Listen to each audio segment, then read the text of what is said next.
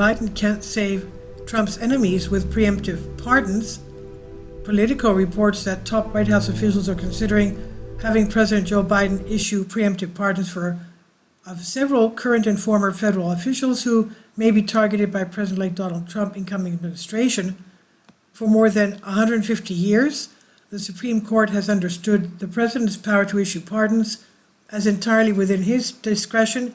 Typically, neither Congress nor the courts may intervene. Yet, while the Constitution permits Biden to pardon whoever he wants, such a pardon won't necessarily protect its recipient from everything Trump or his allies in government might do to make life difficult for Trump's perceived enemies.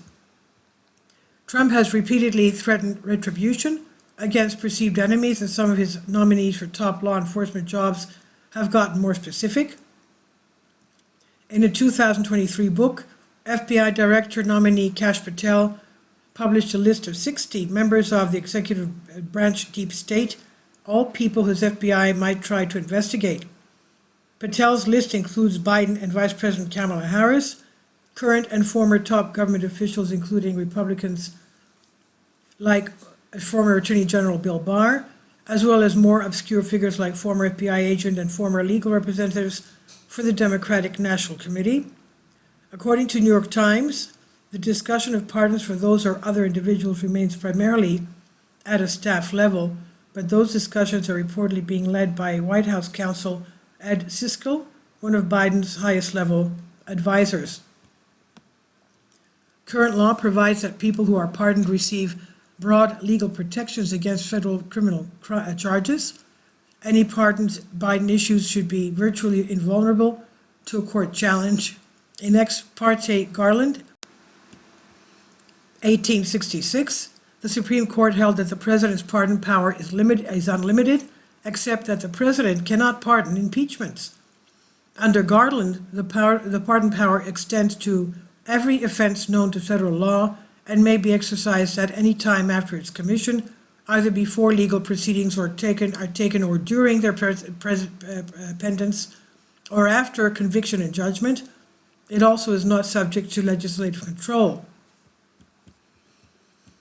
There's always some risk that the current Supreme Court, which has a 6-3 Republican supermajority, will ignore precedent, but the idea that presidents get to decide who is pardoned and that courts do not get a second guess, those decisions is well established and stretches back to at least the post-Civil War period. 3 times on Biden's pardon power, 3 limits. There actually are 3 very significant limits on the pardon power, however. A person pardoned by Biden might still be successfully targeted by Trump's administration or Trump's allies in state government. That one is that as the head of the federal government, Biden can only pardon federal crimes. So someone who receives a pardon from Biden or any other sitting president may still be prosecuted by state officials for offenses under state law. The Trump administration, in other words, could potentially lean on MAGA-friendly state prosecutors to target individuals who receive a federal pardon from Biden. It should be noted that state prosecutors should not be allowed to target a former federal official for something that official did pursuant to their duties as a federal employee. The seminal Supreme Court case on this point, in re Jingle, 1890, arose from a truly wild set of facts. Stephen Field, the Justice of the U.S. Supreme Court, had a long-standing feud with David Terry, a former Chief Justice of California. In 1889, while Field was eating breakfast at a train station in California, Terry approached and assaulted Field. Field's bodyguard, a deputy U.S. Marshal named David Jingle, then shot and killed Terry. After California charged Jingle with murder, the U.S. Supreme Court ruled that this prosecution must be dismissed. Jingle, the court explained, was acting under the authority of the law of the United States when he killed Terry, and thus was not able to answer in the courts of California for carrying out his official federal duties. Assuming the current Supreme Court honors its precedent in Jingle, in other words, former federal officials should be safe from prosecution for state crimes they allegedly committed while acting under the authority of the United States.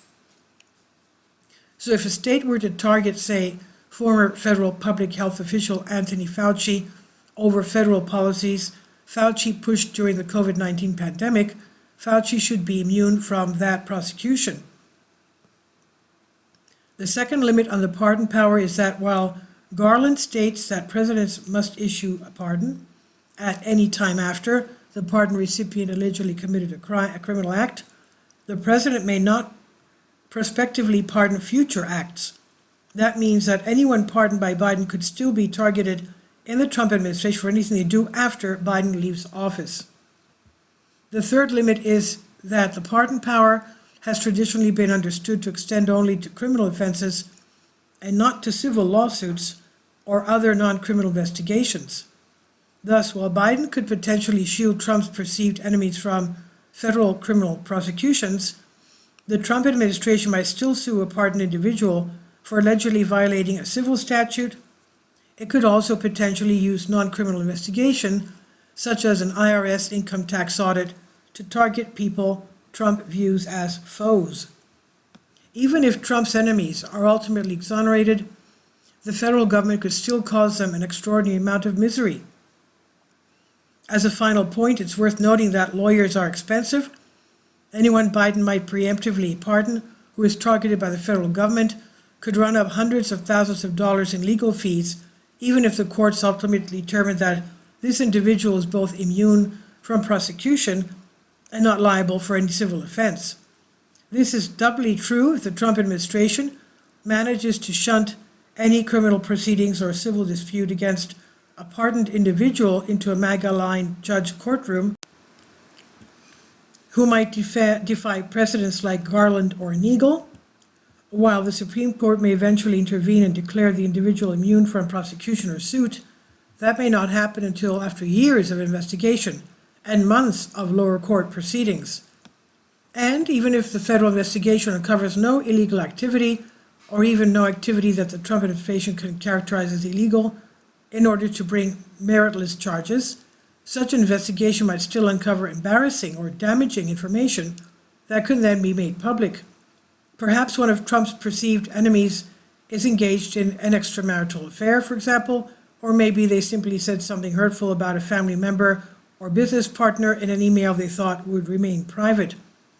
The bottom line is, if the federal government is determined to make your life miserable, it can probably achieve that goal very easily, even if you never spent a day behind bars. This is from Vox on DNYUZ.